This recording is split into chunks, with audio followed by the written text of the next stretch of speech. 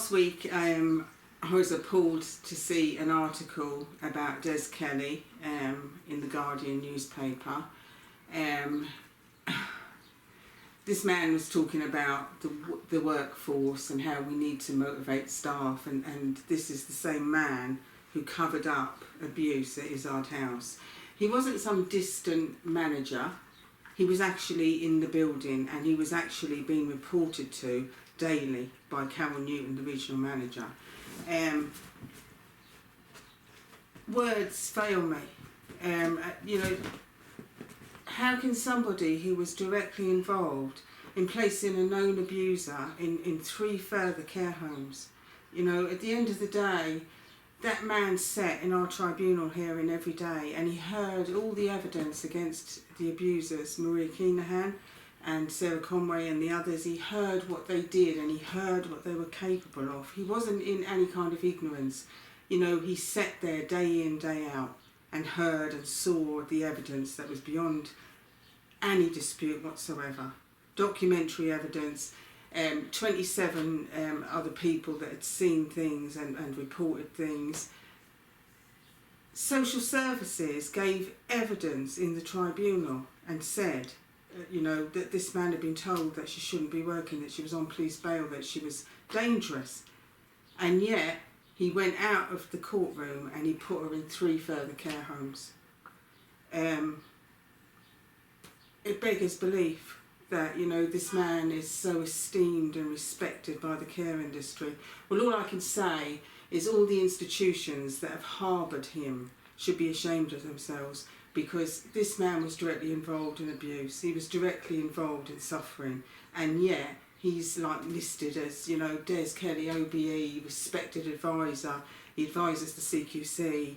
Every piece of legislation about care homes he's been involved in. You know, I said, you know, it's like asking Jimmy Savile, how do you protect children? How do you think we could protect children? As to ask Des Kelly, how do we, you know, motivate and keep a workforce? There's not many things that shock me after what we've been through, but we were telling the truth then, and we fought for justice ever since, because we were telling the truth. But it's not enough to be telling the truth, it seems. It seems that people like Des Kelly can be lauded as, you know, this great expert. Well, if that's what an expert is, you can keep your experts, to be honest. And at the end of the day, I think that probably says more about the system than anything else. It's the fact that people like that can actually not only be in the system, but actually thrive, so that they're listed in the top 20 most powerful people in care. Well, I can't say any more, because, to be honest, I'm appalled. The Guardian took down my second comment, which was not libellous, and which a lot of people have been horrified at, because I simply said what I'm saying now. How can this man be such an esteemed expert when he's an abuser? Because at the end of the day, he's worse than Maria Keenahan. He's worse than people who torture people for fun, you know, because they can have power over them. He had power to do something and save further people suffering, but he chose to put known abuser in other care homes. He chose to deny the abuse, whatever the cost. And if anyone has any doubt, the evidence is all there. Anyone is welcome to ask me for any of the documents. And in the next few weeks, we'll also be publishing all of the FOI evidence, the letters from Des Kelly to Bromley Council and back again. All of the evidence where Richard Turner wrote to Bupa and he asked them to report Carol Jones to the NMC for misconduct, and they didn't do it. So all of that evidence, and the report when a new care provider took over those homes about the appalling state of all of them, that'll all be published in the next few weeks. At the end of the day, we've called out Bupa and we've called out Des Kelly from day one, because we're telling the truth. And I would ask people to think, is the truth not enough? Is the truth not enough? And is that why so much abuse happens? And is that why the worst abusers go on to carry on and to abuse, you know, so many people? Des Kelly you know, he damned whistleblowers. He left us destitute with no money. He bought all the staff chocolates on the day we were forced out of our jobs. Is this the kind of man that should be where he is now? You know, at the end of the day, it's just beyond belief, and it never ceases to shock me. But, you know, what I would say is I wish that I could say to people, I'm going to just, what I've seen with my eyes, I wish I could, you know, project it onto a screen so that people could see what that man knew about and what he covered up. Because at the end of the day, it was evil.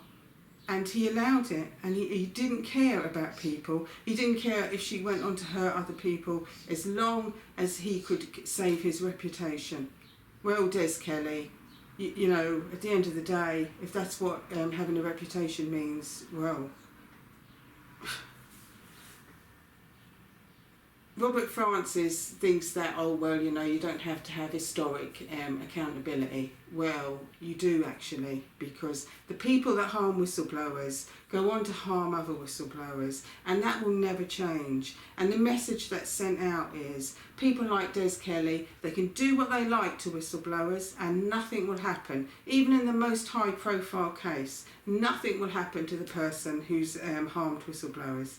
And that is why, while there's breath in my body, I will fight to have whistleblowers protected by law, and I will fight to have full public inquiries into all those cases where whistleblowers have been failed, because it cannot go on. It cannot go on. We need to turn the tide, and the only way to do that is to protect whistleblowers by law. And in order to do that, you need to fully open up all these cases and re-examine the evidence and look at what happened. As far as I'm concerned, Des Kelly was allowed to do what he did because the Public Interest Disclosure Act gave him a licence to do it. And that is the reality. And that's what other whistleblowers are telling me every day. What happens to them and what happens to the people that cause them harm? Nothing. They just get promoted. So it stops here, and it stops now, because Des Kelly, I will have you you know, the whole case reopened, no matter what it takes, and I will have Ednas Law protect other whistleblowers, because what happened to you, Edna, will never happen to anyone else while there's breath in my body. And the reason I fight is because I'm telling the truth. We were always telling the truth. And the biggest scandal of all is that Des Kelly and Bupa knew we were telling the truth. They knew it, and they did what they did anyway. So that's all I can say on that.